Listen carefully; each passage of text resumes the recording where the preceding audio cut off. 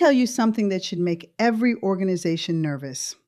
There is an entire generation of leaders sitting in the most critical layer of most companies, holding institutional knowledge that took decades to build, running the operations that keep the lights on, and most of them do not have a succession plan. Not for the people beneath them, for them. Nobody is planning for their advancement. Nobody is having the conversation about their path to the C-suite. And nobody seems particularly concerned about what happens when they decide they have had enough. I am talking about Gen X, the generation that organizations lean on the hardest and invest in the least. The one sandwiched between boomers who are holding on to executive seats and millennials who are being fast-tracked around them. If you are a Gen X leader, you are not imagining it. You are being skipped. And it is not because you are not qualified. It is because the systems were never designed to see you. Today, we are naming this problem out loud. We are talking about why Gen X is being overlooked in succession conversations, how to build visible pathways to senior leadership for mid-career professionals, and why knowledge transfer is not just a nice to have, but an organizational survival strategy. Welcome to Unlock, Empower, Transform. I am Shay Blackmon, HR strategist, culture transformation consultant, 3-time published author, and DBA candidate in organizational leadership. I have spent over 24 years in progressive HR leadership across automotive manufacturing, healthcare, nonprofit, quick service, and professional services. And I am a Gen X leader myself. So this conversation is not theoretical for me. It is personal.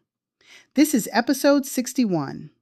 If you caught Tuesday's episode on the remote, hybrid, and office culture question, today's conversation connects to the same underlying theme.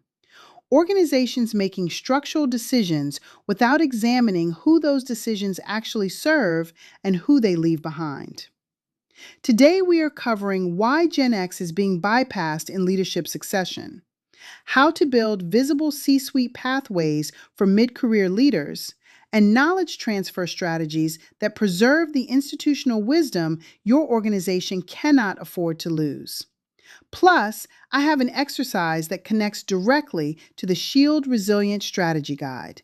Let us get into it. Let us start with the structural reality. Gen X is the smallest living adult generation. Numerically, we do not dominate workforce headlines the way boomers and millennials do. And in a business culture that tends to focus on the biggest and loudest trends, being the middle child of the workforce is a strategic disadvantage, not because of capability, because of visibility. Here is what is happening in most succession planning conversations. The boomer executives are either holding their seats or planning retirement. The discussion about who replaces them jumps from who is leaving to who are our high potential millennials and early Gen Z talent. Gen X gets treated as a bridge, not a destination. Organizations see Gen X leaders as the people who keep things running while they groom the next generation. The problem with that framing is obvious. Being essential to operations and being invisible to succession planning should never coexist, but they do, constantly. And for Gen X women, the math is even worse. Layer the generational invisibility on top of the gender dynamics we already navigate, the bias in how ambition is perceived, the motherhood penalty, the assumption that mid-career women are not as hungry for advancement, and you get a succession pipeline that systematically filters out some of the most experienced and capable leaders in the building. In my book, High Value Leadership, Transforming Organizations Through Purposeful Culture, Chapter 11 addresses sustainable leadership practices, including succession planning and legacy building. The framework outlines 3 critical components: building leaders through talent identification and capability development, transfer of expertise through documentation, mentoring programs, and learning capture, and management of transitions through deliberate development planning. What most organizations miss is that all three of those components require identifying who should be in the pipeline in the first place. And if Gen X leaders are not being identified, the entire system has a blind spot. There was a manufacturing company with a strong succession plan on paper. When they audited who was actually in the pipeline for director and VP level roles, over 80% of the identified successors were under 40. Not because no qualified Gen X candidates existed, but because the identification process relied heavily on future potential assessments that were unconsciously biased toward younger candidates. The Gen X leaders were rated as strong performers, but not high potentials, because the system equated potential with runway, meaning years left in career. And Gen X, simply by being mid-career, was penalized for having less theoretical runway despite having more demonstrated capability. That is not a talent problem. That is a design problem, and design problems require systemic solutions. So what needs to change? Let me walk through this from two angles: what organizations need to do differently, and what Gen X leaders can do for themselves right now. For organizations, the first shift is redefining how you assess leadership potential. If your succession planning framework equates potential with age or tenure remaining, you are filtering out your most battle-tested leaders. Potential should be measured by demonstrated capability, strategic thinking, ability to develop others, and cultural impact, not by how many years someone theoretically has left before retirement. A Gen X leader with 15 years of high-impact leadership ahead of them is not a short-term bet. That is a decade and a half of strategic value. Second, create sponsorship programs with teeth. Mentoring is valuable, but sponsorship is what moves careers. The Shield Resilient Strategy Guide defines the difference clearly. A mentor provides wisdom and guidance, but a sponsor is someone with power who actively advocates for your advancement. Gen X leaders, particularly Gen X women, need sponsors in the rooms where succession decisions are made, not just mentors who offer encouragement from the sidelines. Organizations that are serious about equitable succession planning assign sponsors deliberately. They do not leave it to chance or chemistry. Third, make the pathway visible. One of the most frustrating aspects of being overlooked is the opacity. Gen X leaders often do not know what the path to VP or C-suite actually looks like in their organization because nobody has ever spelled it out. The criteria are vague, the timeline is undefined, the decision makers are unnamed. That lack of transparency is not just demoralizing, it is a retention risk. High-value leadership demands what the fifth pillar calls authentic connection, which means real relationships and real communication at every level. If a leader cannot see the path, they cannot walk it, and eventually they stop trying. Now, for Gen X leaders themselves, while you are advocating for systemic change, you also need to position yourself strategically. That means three things. First, document your impact in executive language. Stop describing your work in operational terms and start framing it in strategic terms. You did not just improve retention. You reduced voluntary turnover by a measurable percentage, saving the organization a quantifiable dollar amount in replacement costs. You did not just handle a difficult union negotiation. You achieved a contract ratification that balanced labor costs with workforce flexibility, supporting the company's long-term competitive position. That reframing is not embellishment, it is accuracy. And it is the language that resonates in rooms where succession decisions happen. Second, seek visibility assignments. Volunteer for cross-functional initiatives, board presentations, or strategic projects that put you in front of senior leadership. Your daily excellence may be invisible if it happens within your function. Visibility assignments create exposure beyond your immediate chain of command. Third, build your external platform. Whether it is speaking at industry events, publishing thought leadership, or pursuing advanced credentials like a doctoral program, external visibility reinforces internal credibility.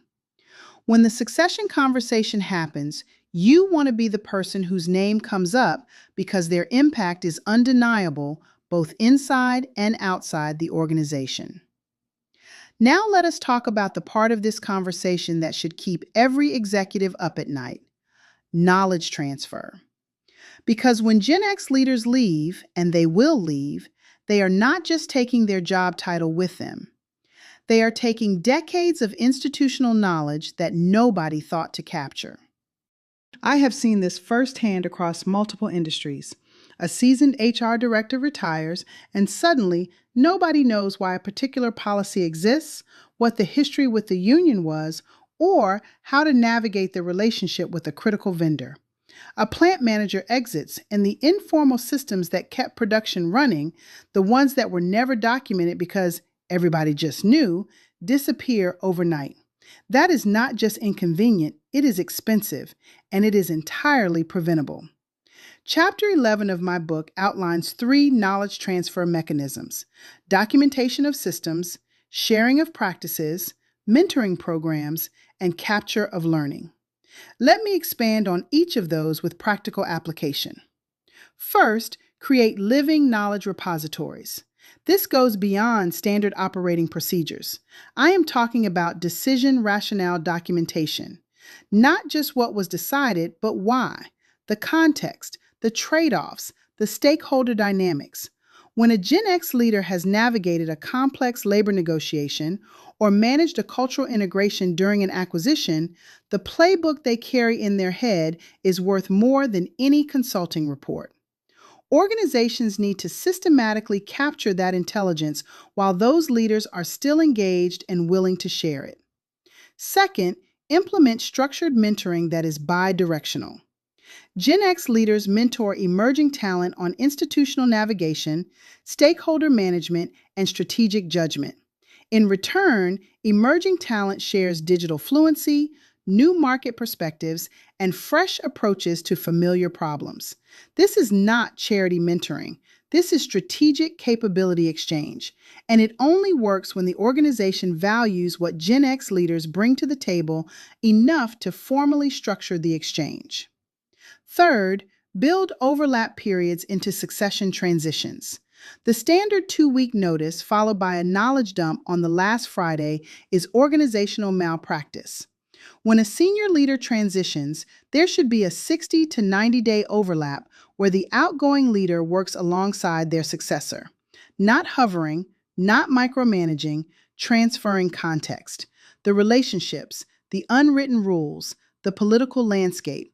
These are things that no document can fully capture, but that a structured overlap can transfer effectively. There was a healthcare organization that lost 3 senior leaders within an 18-month period.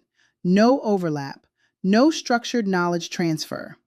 The new leaders spent their first year rediscovering what the departing leaders already knew. Productivity dipped. Relationships with key partners had to be rebuilt from scratch. When they calculated the cost, including lost efficiency, delayed projects, and rebuilding time, it exceeded what it would have cost to fund a full year of structured transition planning. They now build knowledge transfer into every senior role transition as standard practice. Lesson learned the expensive way. Exercise time. This one connects to the internal resources component of the SHIELD Resilient Strategy Guide, specifically the evidence file and the confidence building practices. I call this the Succession Visibility Audit. Grab your notes app, 5 minutes. Step 1. Write down the 3 most significant strategic contributions you have made in the last 12 months. Not tasks you completed, strategic contributions. Things that moved the business forward, solved a complex problem, or created measurable value. If you struggle with this, that is information. It means either you have not been operating strategically Or, more likely, you have not been framing your work in strategic terms. Step 2. For each contribution, answer this. Does the person who makes succession decisions in your organization know about this? Not your direct manager, the person or committee that decides who gets developed for senior roles.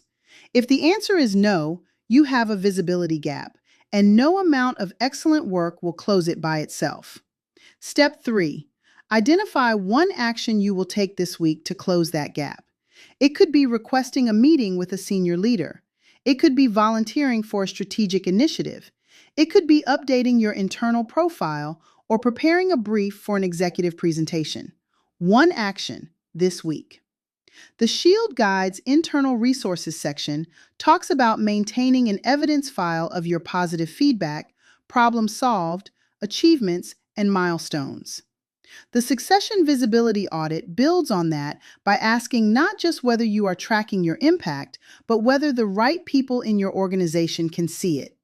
The evidence file is your personal record. Visibility is your professional strategy. You need both. Here's what I want to leave you with. Gen X is not the forgotten generation because we lack capability.